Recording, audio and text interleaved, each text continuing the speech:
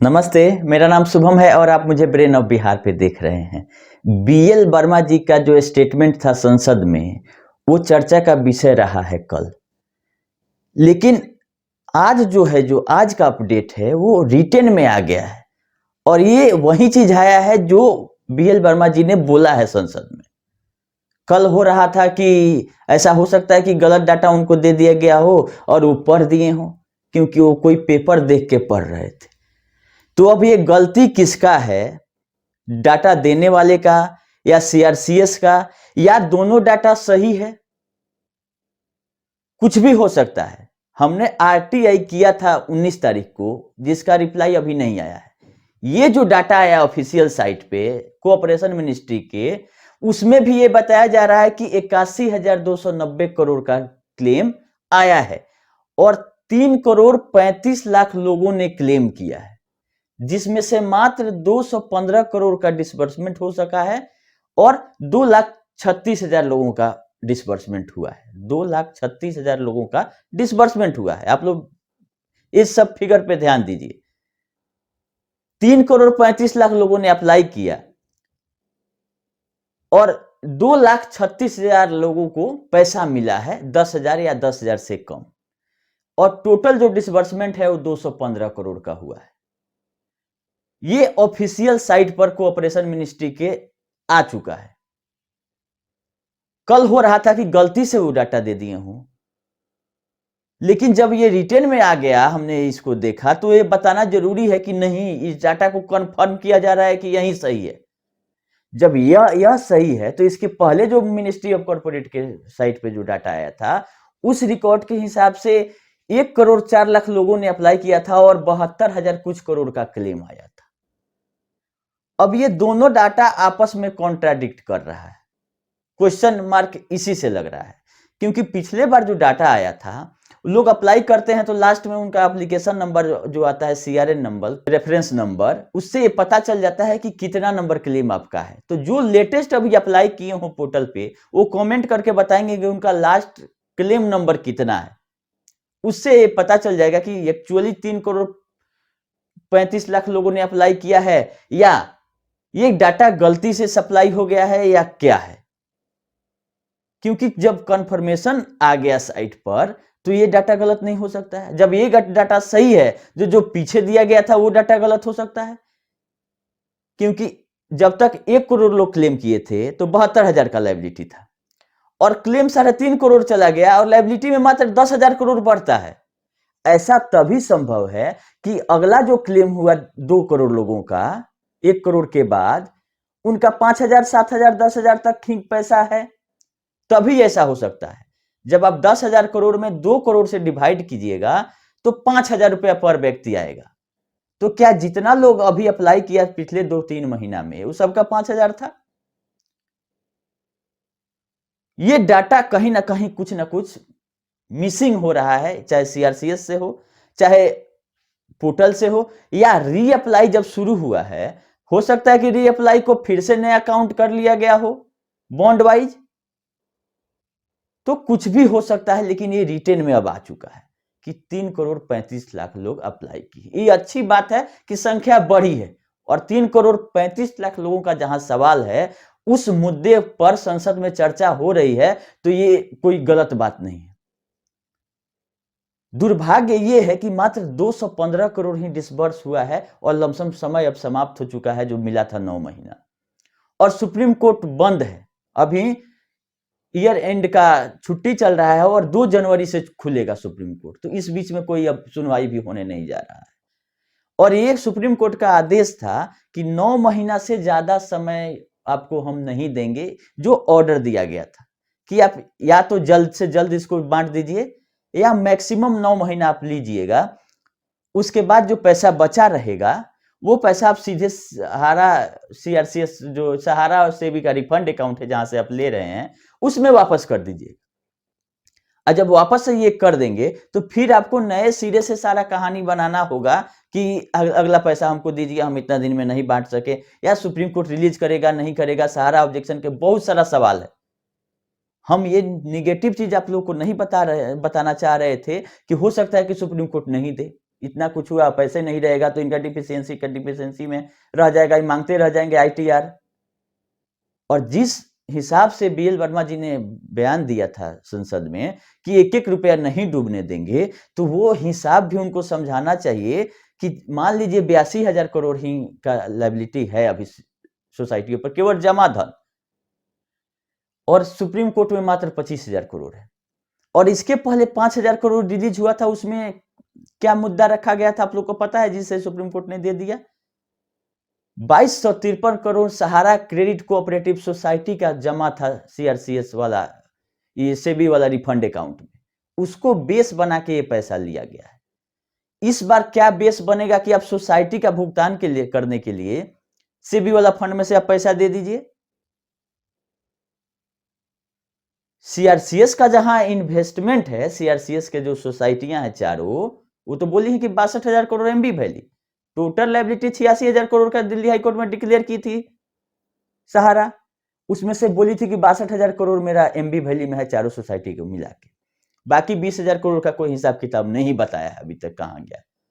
और ये जो 82,000 करोड़ है, जिस दिन 86,000 करोड़ को क्रॉस करेगा तो ये उस डाटा पे भी क्वेश्चन मार्क लगाएगा कि आपने 86,000 करोड़ रुपया बोला था कि हमने सोसाइटी में उठाया था, अभी बहुत सारा लोग क्लेम नहीं किया है, उसके बावजूद 86,000 करोड़ अगर क्रॉस कर रहा है तो कहीं ना कहीं डाटा गड़बड़ है आपका अभी गड़बड़ है, या आप दिल्ली हाईकोर्ट में झूठ बोले थे।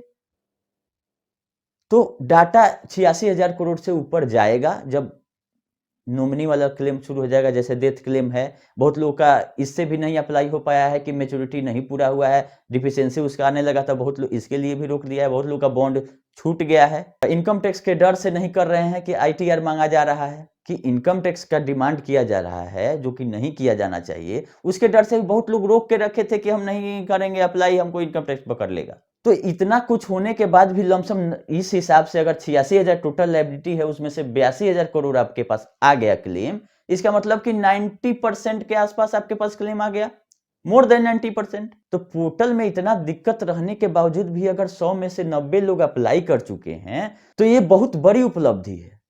और ये फिगर क्यों बढ़ेगा? क्योंकि 86,000 करोड़ में ज्वाइनिंग पॉइंट ऐड नहीं हुआ होगा, जो मेरा अभी तक कैलकुलेशन है वो आप लोग समझ लीजिए कि ज्वाइनिंग पॉइंट पैसा में नहीं था, पैसा लिखा गया था मे बी 100 रुपया काउंट किया जाएगा, लेकिन फाइनेंशियल में वो कहीं लायबिलिटी नहीं दिखाया जा सकता है जो कि रुपीज में नहीं रहता है अमाउंट, तो उस हिसाब से ज्वाइनिंग पॉइंट भी लोग ऐड करके क्लेम कर रहे हैं। सहारा ने लायबिलिटी डिक्लेयर किया था विदाउट ज्वाइनिंग पॉइंट, जो फाइनेंशियल का नियम है balance sheet profit and loss बनाने का, उस हिसाब से हम बता रहे हैं कि केवल फाइनेंशियल फिगर ही जाता है रिपोर्ट में। तो अगर सब लायबिलिटी डिक्लेयर करना रहता जोड़ के ही, तो सहारा 2 बॉन्ड इशू नहीं करती। क्या इसको शौक था 2 बॉन्ड इशू करने का, ज्वाइनिंग पॉइंट का अलग और प्रिंसिपल का अलग? जब लायबिलिटी सेम ही रहता तो ये स्टेशनरी का खर्चा क्यों बढ़ाई 2 बॉन्ड देके? इसीलिए कि लायबिलिटी वो दिखे नहीं, और आपको समझाया गया कि आपका इंटरेस्ट अलग है और ये, तो इंटरेस्ट अलग है तो वहां भी पैसा में लिखना चाहिए आपको। तो ये सब तो खेल की ही है सहारा, लेकिन अब सहारा को टारगेट नहीं करते हुए सरकार को घेरना जरूरी है कि सहारा ने जो किया उसका परिणाम उसके सामने है। अब सरकार जो इसमें इसको बचाते नजर आ रही है और अपना मतलब फजीहत नहीं हो उसके चलते ये बोल रहे हैं कि हम वापस कराएंगे कराएंगे कराएंगे, क्योंकि इलेक्शन का टाइम है।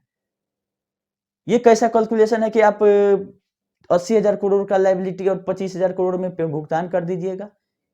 ये मैथमेटिक्स कोई समझा दे। हाँ, अगला पैसा लेने के लिए सुप्रीम कोर्ट जाने के पहले इनको वर्किंग करना पड़ेगा, और अभी तक नहीं फाइल होने का मतलब है कि कहीं ना कहीं वहां भी पूछा जाएगा कि किस बेस पर हम सोसाइटी के भुगतान के लिए पैसा मिनिस्ट्री ऑफ कॉर्पोरेट अफेयर से जो कंपनी रेगुलेट होती हैं, या सहारा भी बोली है कि बहुत सारे हम अपने ग्रुप के कंपनियों से लेके पैसा वहां पे जमा किए हैं, जिसका परिणाम स्वरूप आपका हॉस्पिटल से लेके और सहारा लाइफ तक बिक गया। सहारा लाइफ केवल 78 करोड़ रुपया के लिए बोला गया कि आप डाइवर्ट की, डाइवर्ट मतलब सुब्रत राय के सहारा के नाम पर पैसा निकला जब वो जेल में थे 2014 में। तो ये अपने बहुत सारे कंपनियों से पैसा लेके सहारा से भी में जमा की है, सही बात है। 500 करोड़ अगर दीवान हाउसिंग वाला जो लोन लेके जमा की थी, अगर वो पैसा मिल गया रहता सहारा सेवी से, तो आज सहारा हॉस्पिटल नहीं बिकता। ये सही चीज है।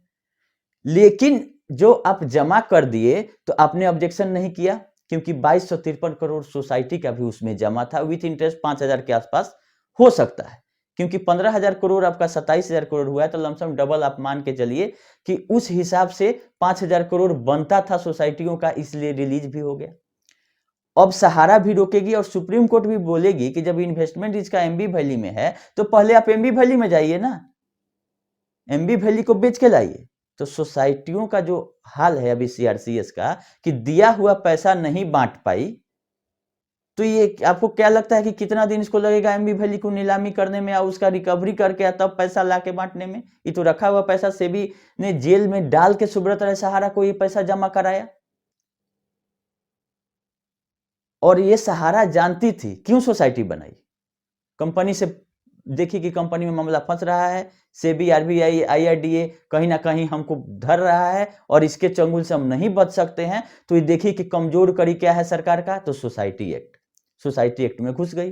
तो आज सोसाइटी एक्ट को दुरुस्त किया जाता है, जबकि सहारा सोसाइटियों में 1 लाख करोड़ के आसपास लोगों ने जमा कर दिया, और आदमी वही है। दुरुस्त अमित शाह के करने से नहीं होगा। जो लोग ये क्लेम को प्रोसेस कर रहे हैं, उनको यही नहीं पता है कि जब हमको डाटा सहारा से स्कैन करके फॉर्म नहीं मिला, तो हम डिफिशियंसी क्यों डाल रहे हैं? आप पेंडिंग क्यों नहीं रखे फॉर्म को, किसी आएगा तो हम प्रोसेस करेंगे। आपने डिफिशियंसी डाल के अपना 45 दिन वाला काम पूरा कर दिया कि हमको फॉर्म नहीं मिला।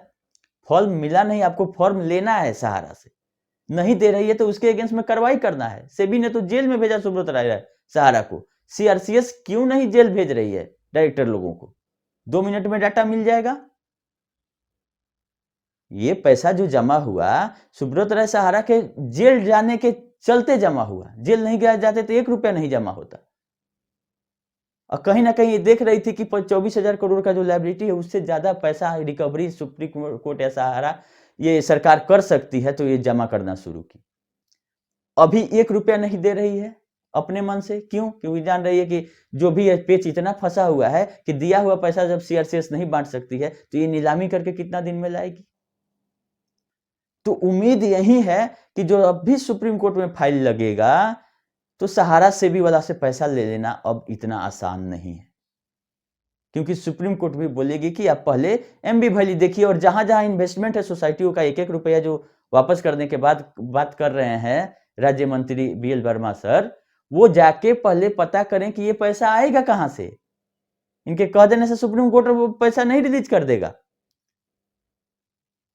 हर एक चीज का एक नियम है, सिस्टम है। सहारा भी इतनी आसानी से नहीं छोड़ने वाली है, क्योंकि जितने कंपनियों से पैसा लेकर वो जमा की है, इस उम्मीद में उस कंपनी को रन कर रही है कि एक ना एक दिन सहारा से भी वाला पैसा आएगा, ये कंपनी बच जाएगी, इसलिए ऑब्जेक्शन नहीं की। रहा सेबी का बात, तो सेबी भी बैकफुट पर आएगी सुप्रीम कोर्ट में, क्योंकि जब आप 5,000 करोड़ को छोड़ने दिए, आपका तो 24,000 करोड़ जमा करना था। अभी तक आप बोल रहे थे कि जब तक प्रिंसिपल जमा नहीं होगा हमको आपत्ति है, पैसा नहीं निकलना चाहिए। लेकिन जब आप 5 करोड़ रिलीज होने दिए, तो क्या आप क्लीन चिट दे रहे हैं सहारा को कि हाँ 24,000 करोड़ रुपया इसको इससे नहीं अब जमा कराना है, केस को खत्म किया जाए? तो बहुत सारा पेच फंसने वाला है, इतना आसान नहीं है 25,000 करोड़ में से पैसा रिलीज करा लेना। इसीलिए अभी कोई आईए नहीं लग रहा है।